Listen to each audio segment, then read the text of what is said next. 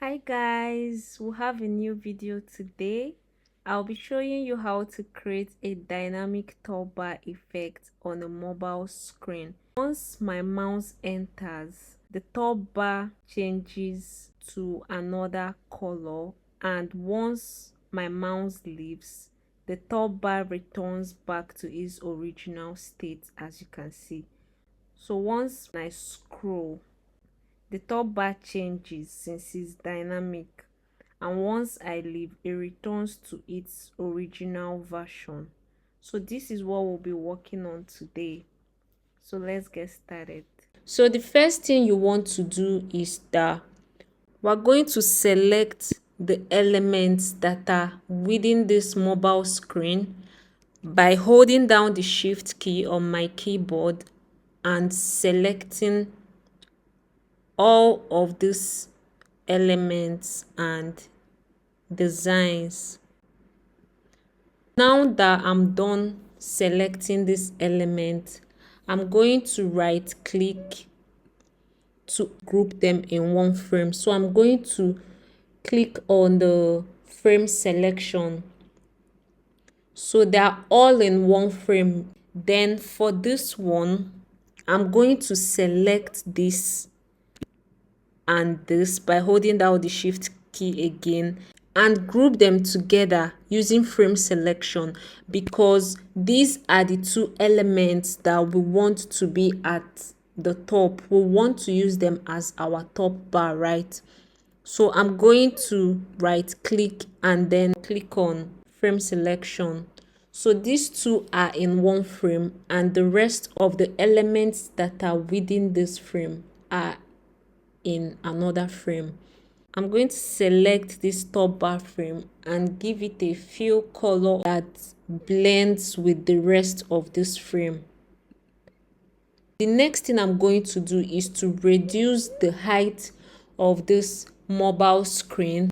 You're not going to achieve your scrolling effect using this.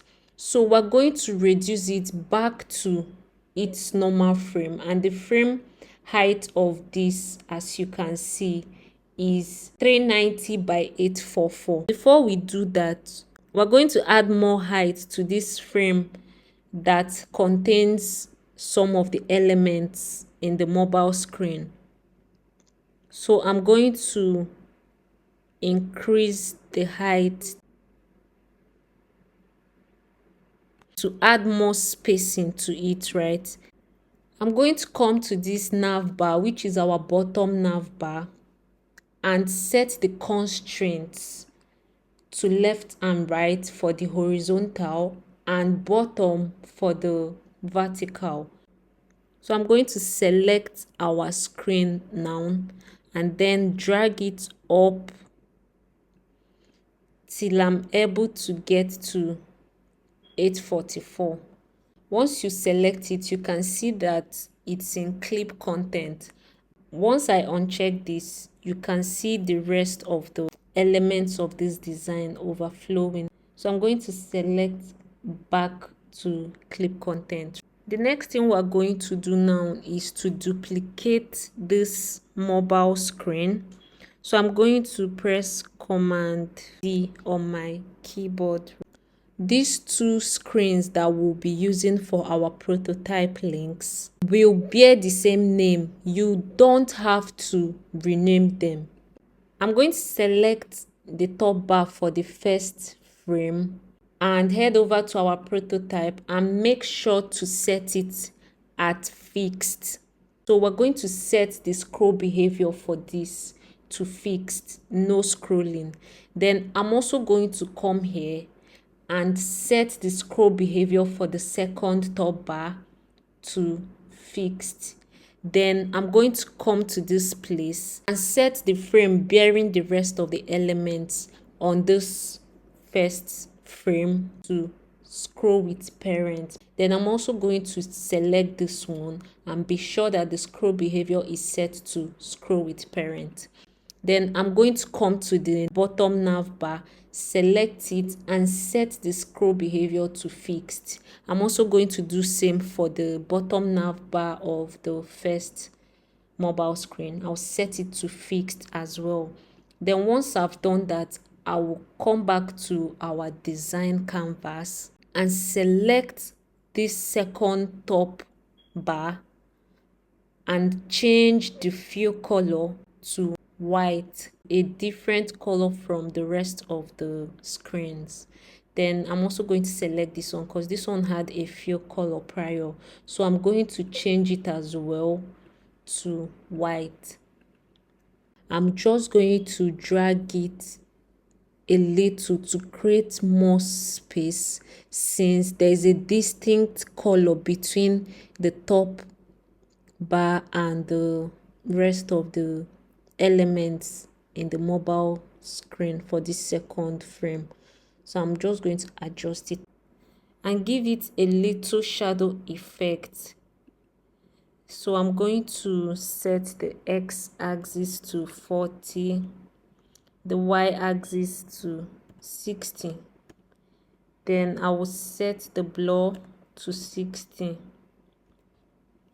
Then I will set the opacity of this color to 4%. We're going to head over to our prototype section to start creating links between these two mobile screens. Select this frame and then create an interaction by linking it to this mobile screen. We're going to set the trigger to mouse enter, and then we will set it to instant.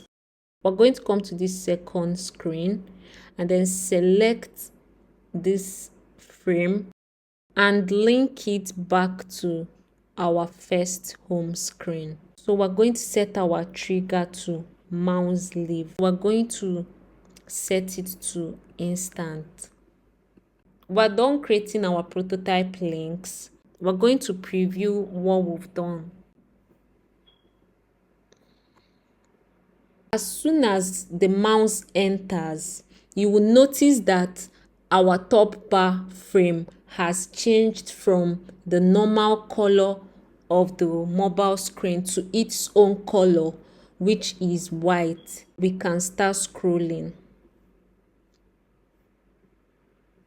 and then scroll back.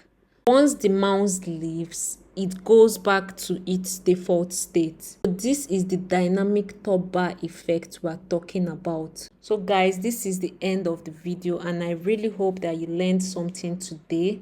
If you have questions, please do let me know.